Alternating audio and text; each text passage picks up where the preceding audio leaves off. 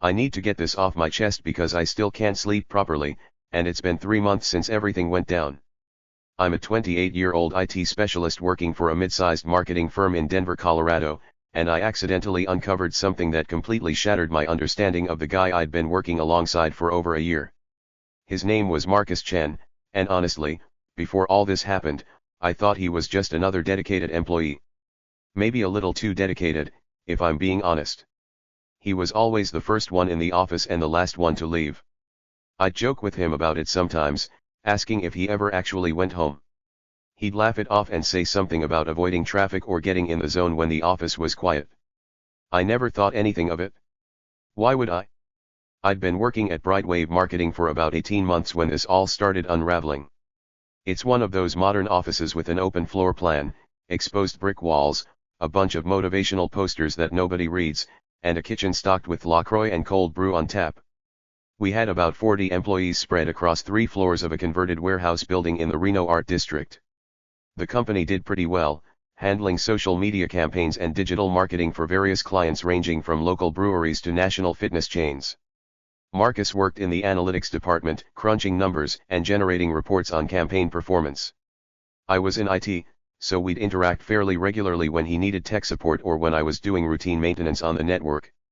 He seemed like a normal guy, mid-30s, always dressed business casual, kept to himself mostly but was friendly enough when you talked to him. He had this habit of wearing the same navy blue cardigan pretty much every day, which became kind of his thing around the office. The weirdness started in late September last year. I'd been assigned to upgrade our server infrastructure, which meant I'd be working odd hours, sometimes late into the night or early morning when I wouldn't disrupt everyone's workflow. The company had given me a master key card that accessed all areas of the building, including storage rooms, the server room, utility closets, and even the executive floor. It was a Tuesday night, around 11:30 p.m., and I was wrapping up some cable management in the server room on the second floor. The building was dead silent except for the constant hum of the servers and the occasional creak of the old warehouse settling.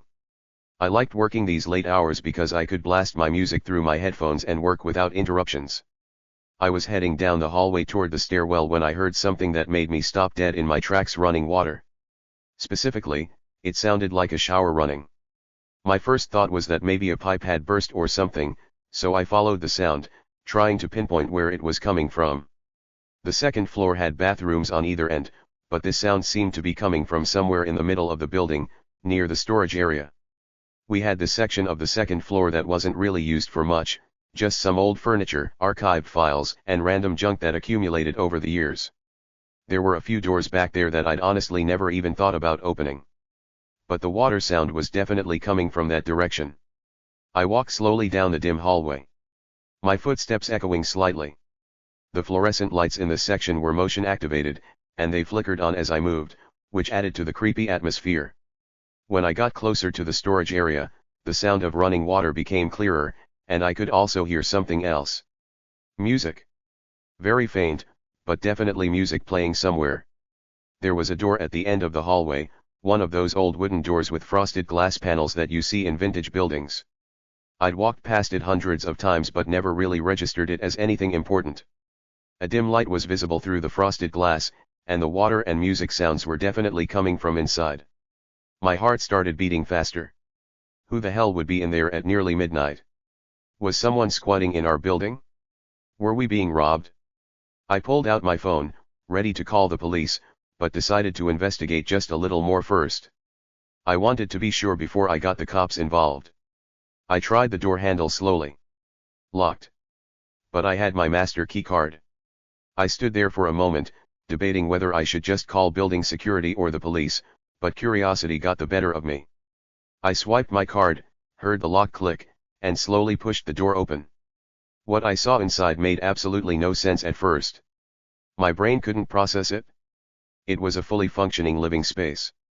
I'm talking about a bed with actual sheets and pillows, a small area rug, a lamp on a makeshift nightstand made from stacked milk crates, clothes hanging on a rolling rack, a mini fridge humming in the corner, even some potted plants on a shelf. Posters and photos were taped to the walls. A laptop sat on a small desk. And the music I'd heard was coming from a portable Bluetooth speaker on the floor. But here's the really weird part. Beyond this main room area, there was another door that was slightly ajar, and that's where the shower sound was coming from. This storage space apparently had its own bathroom, which I'd had no idea existed. I just stood there in the doorway, completely frozen, trying to understand what I was looking at. Was someone homeless living here? But this was too organized, too comfortable. This wasn't someone who'd broken in recently. This was someone who'd been here for a while and had made themselves at home. That's when the shower turned off. My stomach dropped. Someone was about to come out of that bathroom, and I was standing in their living space like an idiot. I should have left right then, but I was paralyzed, my feet refusing to move. I heard the bathroom door open fully, and then Marcus Chen walked out wearing nothing but a towel wrapped around his waist, using another smaller towel to dry his hair. We both froze and stared at each other for what felt like an eternity but was probably only 3 or 4 seconds. "Oh shit," Marcus said quietly, his face going completely white. He clutched the towel tighter around his waist. "Oh shit, oh shit, oh shit. Marcus," I managed to say, my voice coming out higher than normal. What is this? Are you living here?"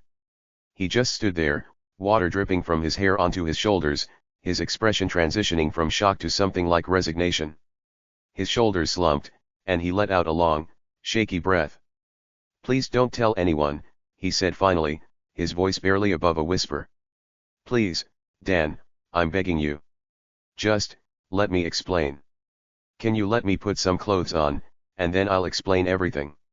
I nodded numbly and stepped back into the hallway, pulling the door mostly closed but not latching it. My mind was racing. Marcus Chen, the guy I'd been working with for over a year, the guy who seemed totally normal and put together, was secretly living in our office building. How long had this been going on?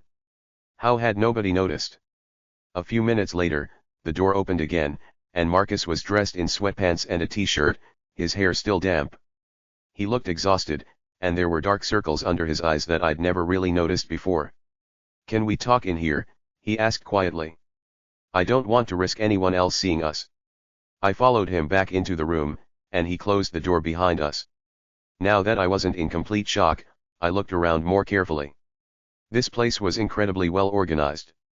There was a small camping stove on a table, boxes of non-perishable food stacked neatly, gallon jugs of water lined up against the wall, even a small trash can with a liner.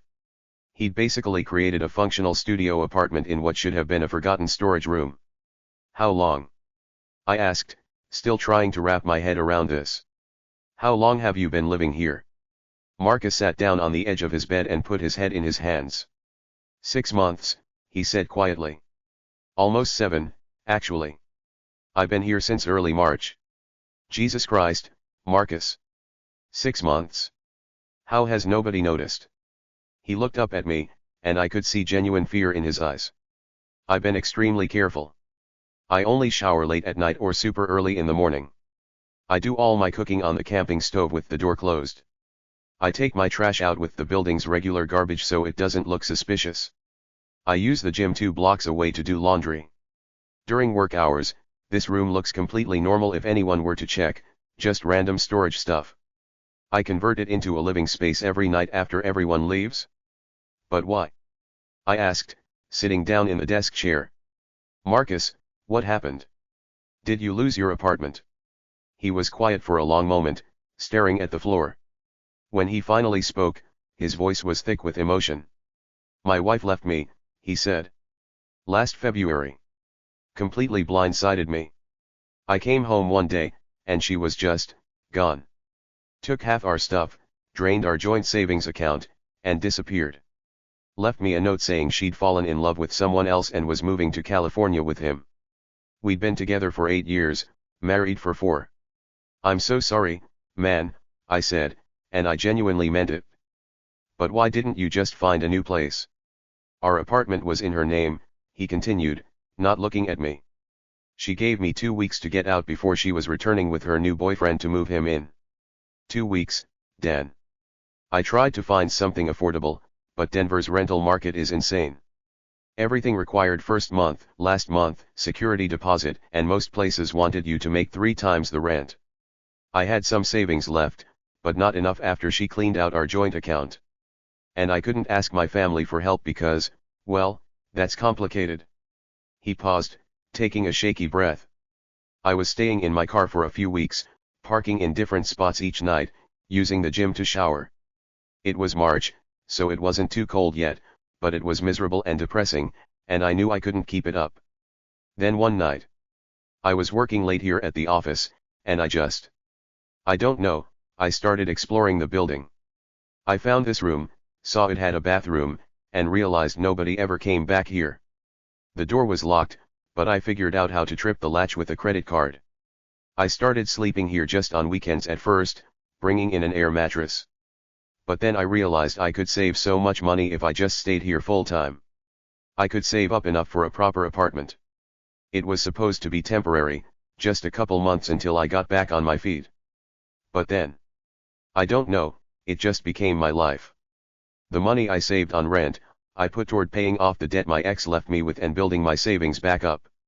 I told myself I'd leave once I hit 10,000 in savings, but I'm at 8,000 now, and I just keep finding reasons to stay. I sat there listening to his story, and despite the absolute insanity of the situation, I felt this wave of sympathy for him. The guy had been completely screwed over, was too proud or embarrassed to ask for help, and had found a creative if totally bizarre solution to his problem. Marcus, this is crazy, I said. You can't live in the office. What if you get caught? You'd definitely be fired, and they might even press charges for trespassing or something. I know, he said miserably. I know it's insane.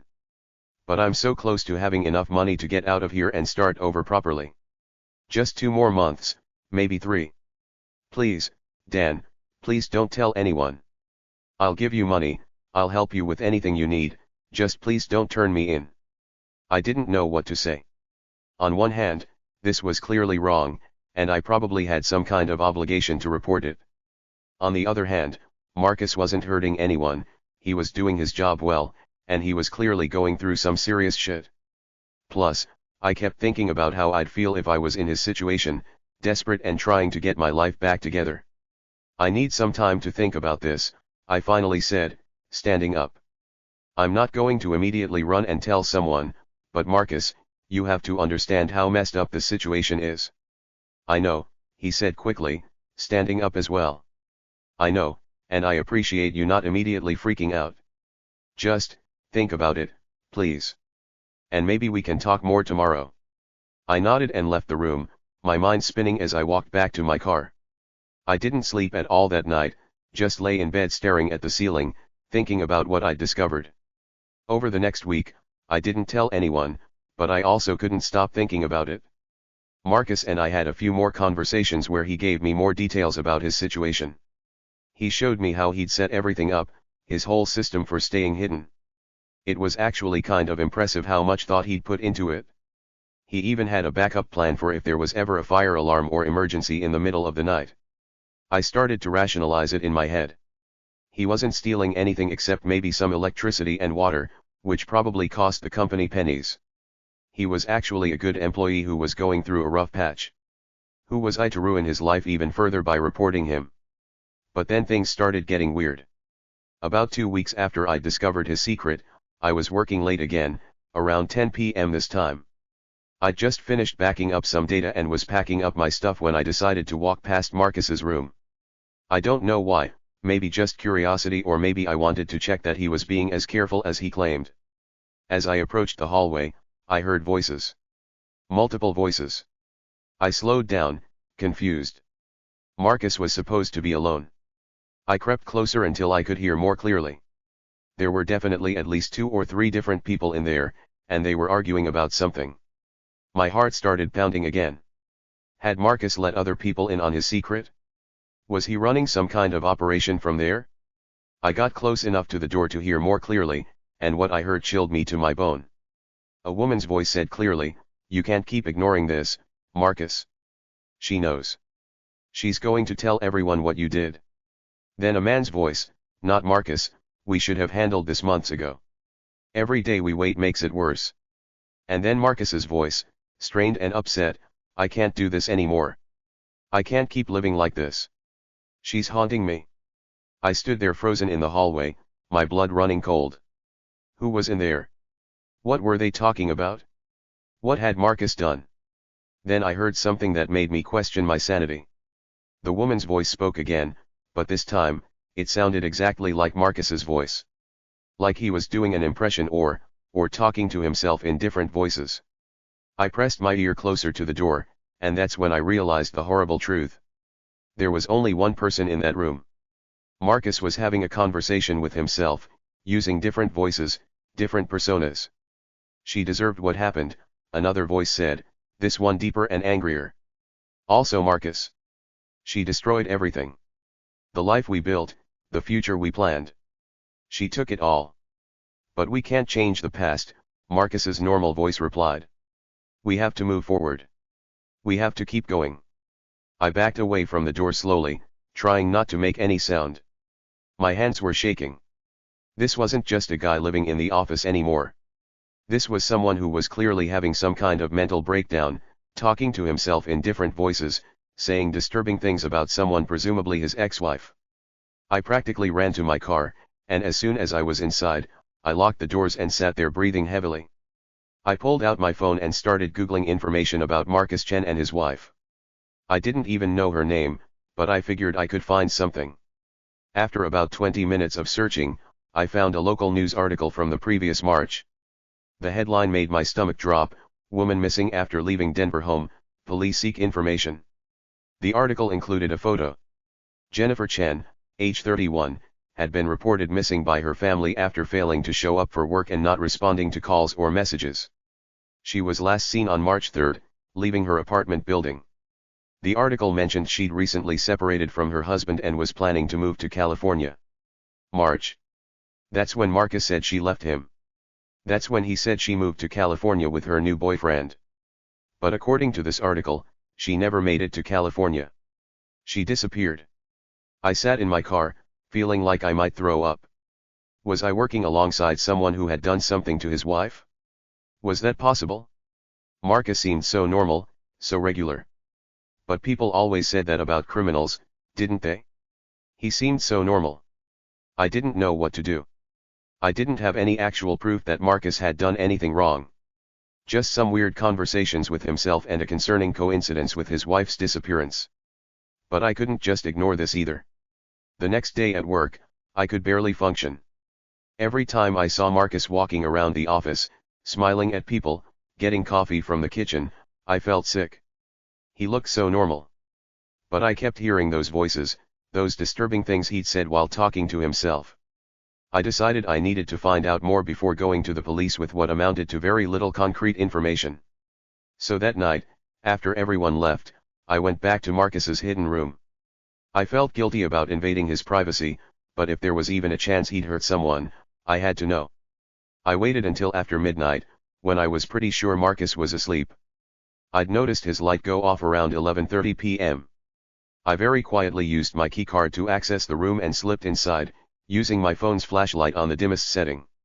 The room looked different in the dark, more claustrophobic. I started looking through his things, feeling like the worst kind of intruder but unable to stop myself. I checked his desk drawers, finding mostly work documents, old receipts, and random office supplies. Then I noticed something I hadn't seen before. Under the bed, there was a small lockbox. My hands were shaking as I pulled it out. It was one of those combination lockboxes, but it was old and cheap.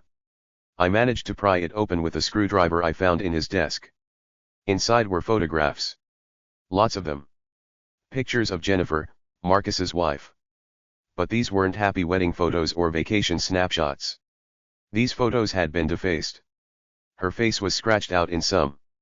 Others had been burned around the edges. There were photos where he'd drawn over her image with red marker, angry scribbles and words I couldn't make out. Underneath the photos, there was a notebook.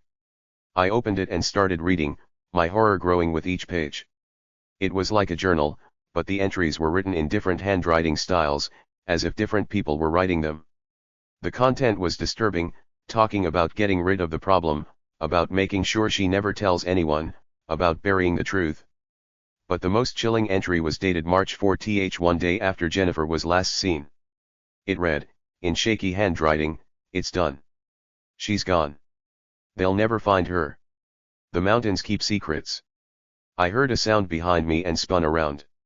Marcus was standing in the doorway, fully awake, staring at me with an expression I couldn't read. The lights flickered on. "I knew you'd come back," he said quietly. "I saw you in the hallway last night, listening. I knew it was only a matter of time." "Marcus," I said, my voice shaking, holding up the notebook. "What is this? What did you do?" He stepped into the room and closed the door behind him. We were alone in this hidden space, in an empty building, in the middle of the night. My phone was in my back pocket, and I calculated how quickly I could pull it out and call 911. "It's not what you think," Marcus said, but his voice was strange, flat. "Or maybe it is. I don't even know anymore. The voices, they tell me different things. Sometimes I believe one version, sometimes another." "Did you hurt Jennifer?" I asked directly, trying to keep my voice steady. "Did you kill your wife?" Marcus laughed, but it was a horrible sound, completely devoid of humor. "Kill her? Dan, I loved her. I loved her more than anything in this world. But she betrayed me. She destroyed me. And the voices, they said I had to protect myself. They said she was going to ruin everything." He took a step closer, and I backed up until I hit the wall. "The problem is," he continued, his voice shifting slightly, becoming different, "I don't remember. I don't remember March 3rd. I don't remember March 4th. There's just nothing. A blank space where 2 days should be. And when I came back to myself, she was gone, and I found that notebook, and I didn't know if I'd written it or if one of the others had." "The others?" I asked. "The voices. The other versions of me. They're trying to help, but sometimes they make things worse. Sometimes I can't tell what's real and what they've made me believe." I realized in that moment that Marcus wasn't just someone who'd hurt his wife. He was someone who was deeply, profoundly mentally ill, probably suffering from some form of dissociative identity disorder or severe psychosis. And he'd been living alone in this room, isolated, talking to his alternate personalities, spiraling deeper into whatever had happened. "Marcus," I said as calmly as I could manage, "you need help. Professional help. Let me call someone who can." "No," he shouted, and I flinched. "No hospitals, no doctors, no police. They'll lock me up. They'll say I did something terrible. But I don't know if I did. I don't know what's real anymore." He sank down onto the bed, putting his head in his hands. I saw my chance and quickly pulled out my phone, but he looked up before I could dial. "Please don't," he said, and now he just sounded tired and defeated. "I'll turn myself in. I will. I need you to understand something first. Can you just listen? Please." Against my better judgment, I nodded, keeping my phone in my hand. "After Jennifer left or disappeared, or whatever happened, I started having these episodes," Marcus said. "Times when I'd lose hours, sometimes whole days. I'd come to in strange places, doing things I didn't remember starting. That's when the voices started. They said they were trying to protect me, trying to help me cope. But they also said things about Jennifer, about what we had done. I didn't know if they were real or if I was just going crazy. I found that notebook in my car a week after she disappeared. I didn't remember writing it, but it was my handwriting. Sort of. Different versions of my handwriting. And the photos. I destroyed those photos in a rage one night, but I don't remember doing it. When I found them like that, I was horrified. But one of the voices said we had to keep them, as a reminder." He looked up at me with tears streaming down his face. "I might be a monster, Dan. I genuinely don't know. But I'm also just a guy whose mind broke after his whole life fell apart. And I've been too scared to face what I might have done, so I've been hiding here, living in this room, pretending if I just kept going to work and acting normal, everything would be okay." We sat there in silence for what felt like forever. Finally, I spoke. "Marcus, whether you remember or not, whether it was you or some alternate personality or a psychotic break, Jennifer's family deserves to know what happened to her. She deserves justice. And you deserve treatment. Not living in an office building talking to voices." He nodded slowly. "I know. I've known for months. I've just been too much of a coward to do anything about it. I'm going to call the police," I said gently. And I'm going to tell them that you're willing to talk to them, that you need psychiatric help, and that you've been going through a serious mental health crisis. Okay. He didn't again, looking almost relieved. Okay. I called 911, and within 20 minutes, the building was swarming with police. They found Marcus sitting calmly on his bed, waiting. He went with them without any resistance. As they led him away in handcuffs, he looked back at me and mouthed "thank you." The investigation that followed was extensive. It turned out that Marcus had, in fact, killed Jennifer, though it happened during what psychiatrists later determined was a severe psychotic episode triggered by the trauma of her leaving. He'd confronted her in the parking lot of their apartment building on March 3. Witnesses reported hearing arguing, but no one saw what happened next. Marcus had driven her body to a remote area in the Rocky Mountains and buried her in a location he'd described in the notebook during one of his episodes. When police searched the area based on details from his journal, they found her remains. During the trial, the prosecution and defense battled over Marcus's mental state. Multiple psychiatrists testified about his dissociative identity disorder and the psychotic break he'd experienced. Eventually, he was found guilty but mentally ill and was sentenced to a psychiatric hospital rather than prison. The company handled the whole situation quietly, not wanting the publicity of having an employee living in their building and committing murder. They did a sweep of the entire facility and changed security protocols. I was asked to sign an NDA about the whole situation, though I'm breaking that now by telling this story anonymously. I left that job about 2 months later. I couldn't walk through that building without thinking about Marcus, about the hidden room, about Jennifer. I still have nightmares sometimes about finding that notebook, about the different handwriting styles, about the way Marcus looked at me when he realized I knew. The thing that haunts me most is wondering how many times I walked past that room, past Marcus living his secret life, completely oblivious to the tragedy and mental illness just on the other side of that door. How many times did I joke with him in the break room while he was literally living at the office, talking to voices in his head, carrying the weight of what he'd done. I think about Jennifer's family too, and how they finally got closure, even though the truth of what happened to her was probably worse than any of them had imagined. I think about how many red flags there must have been with Marcus's mental health that everyone, including me, just missed or ignored. Sometimes I wonder if I'd reported him immediately when I first found him living there, whether police would have investigated him sooner, whether it would have made any difference. Probably not, since Jennifer was already gone by then, but I still wonder.